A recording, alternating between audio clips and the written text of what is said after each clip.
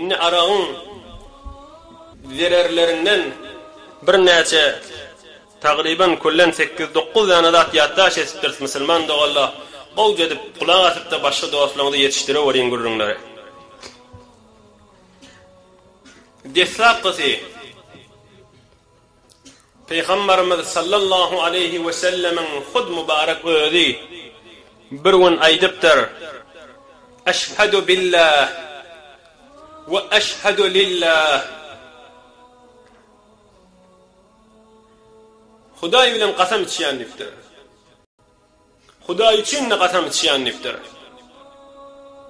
Cibril ferişte maňa gelip aýtdy: Ey Peygamber ekrem, ey ahir ummatyň peýgamberi, bir adam arak içip el çekmese, ine goýarny goýmasa, ine goýarny goýmasa, şodur şunu da Hudaýyň ýanyna barsa, şol edil ozol bir daşa, ozol bir bota, ozol bir agaca Hudaý diýip, şoň başyna oturup daşdan dilep, agaçdan dilep, edil bir botperes bilen ikisi bile oturuljakdyr diýipdir.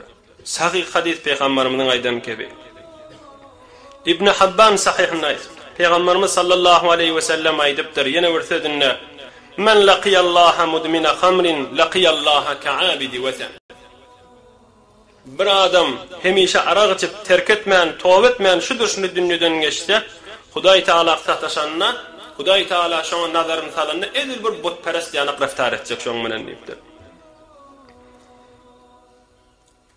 Medine'de bir ulamalardan biri geçipdir musulman da wallah. Bir gece diye Peygamberin mescidine gaşyn barýadym diye Mescidün Nebi'ge. Peygamberin mescidine gaşyn barýadym diye ýolda bir zinany sataşdy. Ey ahun näde? Ey falan ağa, Peygamberin mescidine barýan, sogap gerekmi hawa? Can haheşem sogap gerek bolsa gel falan yerik, bir adam öljek bolup ýaty, şoňa la ilahe illallah Muhammedur Resulullah diýip ýanyna aýtmaga adam ýok, dur şunu denana erkadym ýok. Can haheş gel diýipdir bir denana ewinden çyk. Sogap gerek boljak bolsa ştada bar diýip. Men de beýdip haheş çekdirensen bardym diýipdi. Korkya adam aýtmaga. Barıp la ilahe illallah Muhammedur Resulullah diýip ýanyna aýdy berdim. O da gözüni nemip ýaty. Ahir gözüni açdy. Nätdir otyň diýdi maňa. Bolludy medenden ýok bol tursana diýip aýtdy. Aýtýan zadyň maňa ýokmy? Men ir biýdardygymy aýtdym. Sen aýtýanyň maňa gerek zatda öljek bolup ýatan adam. Aýtýanyň maňa gerek däl, ba aýtýanyňdan bitin biýdar diýip de jan berdi diýipdir. Şu alim aýtýa, şunu gözüm menen göremde. Subhanallah, Peygamberimiz sallallahu aleyhi ve sellemin aydan felişim şu bir adam arak çıktı dünýeden geçse, butperest bilen beraber diýen şimşdi o diýip şu Peygamberin aydan kefi adymy düşdüpdir. Peygamberimiz sallallahu aleyhi ve sellem aýdypdyr. İşte içkin ahir zamanna arak içecekle, ýöne arak diýmäni bir tofar adamla arağın adyny ütkedip, "Maňa falan niýäle" diýip bir başga bir at goýup içsekle, ola da dogry arak içdigidir. Yusammunaha bigayri ismiha. Başga bir at goýup, owadarrak at tapan bolup, arak diýdirjek bolup, şeýtdir içberine tapyljakdyr ki, dogry hakykat arakdyr şo diýipdir. İkilenjisi, musulman da Allah. Biz elhamdülillah hemmemiz musulman. Musulman adam, musulman denany dünýeden geçenler, kabrda goýulanna, kellesi gaýrada, şoň ýüzüni kıbla gaşyn bakdyryp goýulýar.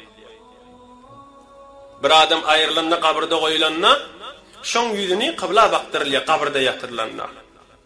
Emma arak içýän adam, tövbe etmäni dünýeden geçse, şol adamy kabrda goýup da ýüzüni kıbla etsen, ýene de şonu üstüne kum goýup jaýlasaň, şo lahzada açsaň, şoň ýüzi ýokarypdyr, kıbladan öwürülür, ters durandyr diýip aýtýar.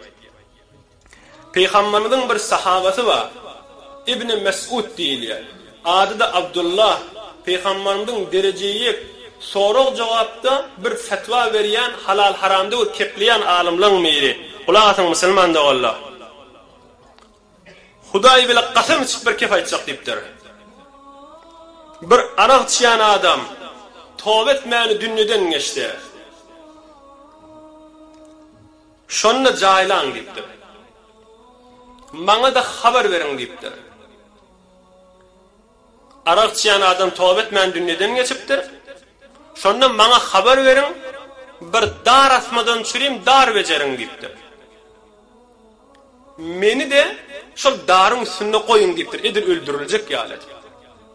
Men amada diýipdir. Darın başynda barıp kellem tanafa salyp goýaýyn diýipdir. Ondan soňra ol arak içýän adamy barıp jaýlan diýipdir ölenden soňra. Men de kellem darda heniz çekilemek diýipdir. Üstüne kumun kuyun diýipdir. Üstüne kuyun lehdaňyzda şonu gaýta bir açyp görüň diýipdir.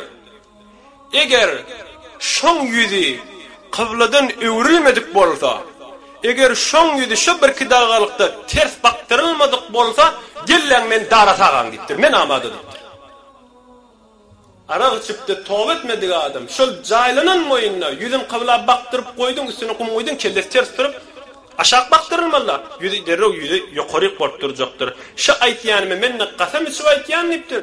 İmtihan etsek bolsaňyz men daryň üstüne goýuň amady daň diýipdir. Eger yüzü yukarı bolmasa gelleň meni çekden göberiň yukarı diýipdir. Peýgamberimiň da bir daýok sahabalarynyň şagirdleriniň biri. Hatta bir adam tawba edip, olal günahyň içindäki adam tawba edipdir. Mundan sorapdyr, biri sorapdyr, sen näme sebep bolsa sen tawba etmegiňe? Onna aýdypdyr. Elhamdülillah bu zamanda ýok. Öňkü zamanda bir tora adamlar varmış. Bir adam dünýeden geçip jaýlananna ýortup adamla gidenden soňra kabry açyp, şoň täzece kefenini alyp, şonu parçatyp satýanmışdyklar. Oňa näpbaş diýär. Işi şu kabry agdyryp parça satmak bir towar öňkü zamanda barmış. Men işim kabry agdyryp kefenini alyp parça satmak diýipdir. İşim şo diýipdir, käsibim şo diýipdir. Emme ozal täze jaýlananlar görýärdim diýipdir. Emme şi bir tohar adamla jaýlanýan musulmanlardan bar kefenini aljak bolýan görsem ýüzleri hemmesi ýokary diýipdir. Ýüzleri kıbrağa şinne, ruby kıblede kellerin ýeňsileri kıblağa şin. Bilmäş bolup soňam soraýan, şo ýüzleri kıblağa şin bolmany, yüzleri ters bolup, yüzleri ýokary bolup duralan hemmesini idarlap gördüm. Tamam şu araçyp tawba etmäni geçerler. Tawba etmäni dünýeden geçerler şola diýipdir. Aslan özüm gorkup hof edip, bükülli şol işlerden äp berip, şu din ýoluna gezip beren tawba etmegime sebep bolan da şo diýipdir.